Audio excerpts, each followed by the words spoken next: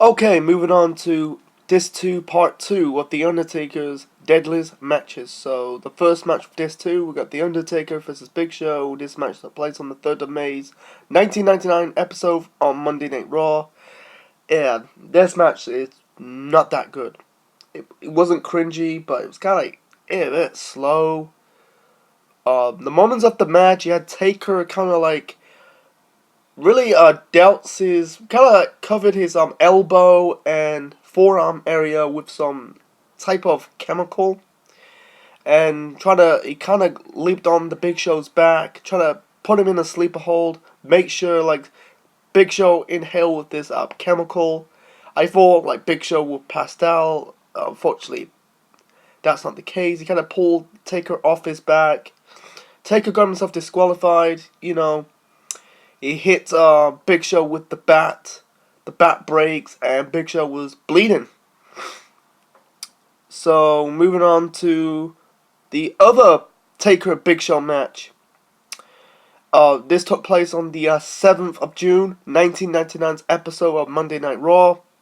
And this match is for the WWF Championship. Yeah, this is better than the previous Big Show match from this disc of this DVD, but besides that, man, oh my god, that was, let's be honest, it was like boring. It wasn't like way super boring, but it was slow, not enjoyable. Like when the referee's not looking, Taker kind of like smack the Big Show with the chair. I think the only match was memorable when Big Show chokeslammed Taker through the ring. That is the most memorable part of this match. Besides that, it was like, yeah, man. It's just nothing special. You had the members of the Ministry of Darkness, Farouk, Bradshaw, the APA or the Acolytes at the time. You had Midian, members of the Ministry trying to beat down the Big Show, and Big Show is Superman. Took out the bad guys. So moving on to another bad match, we got a concrete Crypt match. The Undertaker versus the WWE Tag Team Champions at the time, the Dudley Boys. This match took place at the Great American Bash 2004. And yes, like during this feud between the Undertaker and the Dudleys, the Dudleys kidnapped Undertaker's manager Paul Bearer. And Paul Heyman made Taker to do his dirty work, beat down the wrestlers of the Smackdown locker room. Yeah, so in this match, if Taker not let the Dudleys beat him, if he's resisting Paul Heyman, you had Paul Heyman in the crate, and you got the cement truck. Heyman will pull the lever, and the crate will be full with cement. And you had the Dudleys. You had one of the Dudleys, I think it was Bubba Ray, on the mic. Taker was laying on the floor, and Bubba Ray says, "I'm waiting this my whole entire life." And then Taker was like, he grabbed Bubba Ray by the throat, beating down the Dudleys. And like while Undertaker was doing old school. Trying to perform the old school, you had Paul Heyman, he shouted like, "Bad dog, bad dog, bad dog, bad dog." And then, like, afterwards, Taker was about to trying to go after Paul Heyman instead, and Heyman says, like, take one more step, that'll be the end of Great American Bash, and Paul Bearer. And then Bubba Ray attacked the Undertaker from behind, and Bubba Ray pointed out that Undertaker took one more step. That's it! Good night, folks. It was really entertaining with Paul Heyman, At the time, Paul Heyman was the SmackDown general manager. In the end, you had Undertaker. It was basically the heels beating down the babyface, and Undertaker, like, beat down the heels. I think it was Devon or Bubba Ray with the Tombstone Powerdriver to win this match. At this point, and you can hear Paul Bearer's voice. It says, "Undertaker will save me. He will save me. The hell of you. Damn you. Damn you, Paul Heyman." You can really hear Paul Bearer's voice. And then, Heyman was about to finish off Paul Bearer, and then the lightning struck the cement truck. Heyman fled away. I thought, yeah, this was for Undertaker was about to say Paul Bearer. He got on the mic and says, "Paul, I have no other choice. Rest in peace." And he kind of pulled the lever, and yeah, the crate was filling with cement to the top, and basically they killed off Paul Bearer. That was so anticlimactic. And I think at the time, and I think it was WWE.com at the time says, "Oh, Paul Bearer's needs some surgery," but he never showed. Basically, killed off Paul Bearer. And next time we saw Paul Bearer was in 2010 in the PG era, during the feud between The Undertaker and Kane. And you got another anticlimactic death. You know, Kane killing off, pushing off Paul Bearer off the scaffold.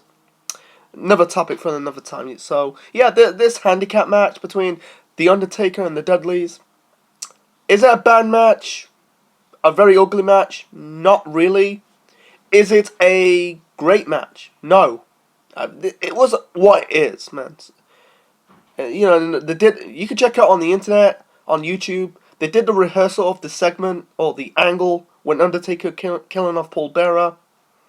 You see pictures of Undertaker wearing his street clothes. Just go looking up. And speaking of another bad match, we got The Undertaker versus Heidenreich in a casket match. Yeah, this match took place at the Royal Rumble of 2005. This was the feud between Taker and Heidenreich when Heidenreich cost The Undertaker the WWE Championship. You know, during the match between him and JBL, I think it was a last ride match. And also, you had Undertaker. Really, Heidenreich went to his car, crashed the limo. Another I like the Ruthless Aggression era. Sometimes it's good, but sometimes they could be hit and miss. It's basically just a continued period of the Attitude Era. And the original plan for Heidenreich is he's supposed to be this Nazi stormtrooper, and he was awakened by Paul Heyman because Heyman's father was the survivor of the Holocaust, but that was scrapped of the original plans of Heidenreich because it's too controversial. But he was just this dude doing poems, you know, and this dude he was wearing this ultimate MMA gear, red gloves, red trunks, wearing all red, and he's not even that good as a wrestler, man. Let's be honest, this match sucked. You know, I thought Undertaker would win. He had Jin Snitsky ganging up on the. He had Heidenreich and Snitsky. And by the way, Heidenreich's theme music is, it's like Heidenreich. Go look up on YouTube. It's like so generic. Yeah, Heidenreich and Snitsky beating down the Undertaker. He's about they're about to open the coffin or the casket, and then we saw Kane. This was, I think at the time, Kane was also feuding with Snitsky. This was the whole storyline when Snitsky make Lita have a miscarriage. That's another topic for another time. Doing a pregnant soap opera storyline in professional wrestling. Come on, man. So, anyway, short point, Undertaker win. Hits Heidenreich with a tombstone, power driver, put him in the casket, and that's it. Moving on to another casket match, we got, I think it's the first and only handicap casket match. The Undertaker versus the Ortons, that is Barb and Randy Orton. This was during the Randy Orton Undertaker feud. Orton was doing the whole Legend Killer gimmick. This feud started at WrestleMania 21. Undertaker won the first match, and it continued at SummerSlam. Orton won this match via the distraction of Randy's dad, Cowboy Bob Orton. Yeah, this is the third match. Yeah, this match took place at No Mercy 2005. I'll probably do this review in the near future. I'm talking about No Mercy 2005. Yeah, this was boring. And at this point, Bob Orton was in his mid-50s at the time. Yeah, Orton at the time was still in his prime, but his dad was 55 years of age. He's not in ring condition. He has no business in the ring. Why could it just be a normal casket match? I don't get it. So afterwards, the Ortons got the win. And speaking of another anticlimactic moment, you had Orton, Randy Orton, kind of like, He kind of chopped the lid of the casket with the axe. Kind of pick it with the axe. He kind of doused the casket with petrol and set it on fire. I like this. I like the Undertaker Randy Orton feud. It was good. Some parts were good of the storyline, and the other parts of the storyline is a hit and miss. It was a bit goofy, but Orton set the casket on fire while Undertaker was in the casket. They did that. They did it like this is like when Kane set the casket on fire at the Royal Rumble of 1998. Before Undertaker was killed. Unfortunately, Undertaker returned at that month's Survivor Series. He beat down Team Smackdown. This is set up the blow off of the feud in a Hell in a Cell match. This was at the time, Randy Orton kind of destroyed the car when the Undertaker's in the boot, and Orton was hearing Undertaker's voices. You see images of his dad covered in blood. Josh Matthews' voice was dubbed by the Undertaker's voice. Yeah, this match, and he had the beatdown was good before the match. Speaking of the match, fucking good. This was very underrated. People don't really talk about this match. The Hell in a Cell match between Undertaker and Randy Orton. Yeah, this took place at Armageddon in 2005. The Hell in a Cell match. Undertaker was bleeding. Randy Orton was bleeding. Nick Patrick, the referee, was bleeding. And also, Bob Orton was bleeding. That blood result that Bob Orton was writing off due to hepatitis. Orton hit the put Taker through the table via a frog splash. He hit Taker with the RKO. He hit Undertaker with his own finisher, the Tombstone Piledriver. Taker refused.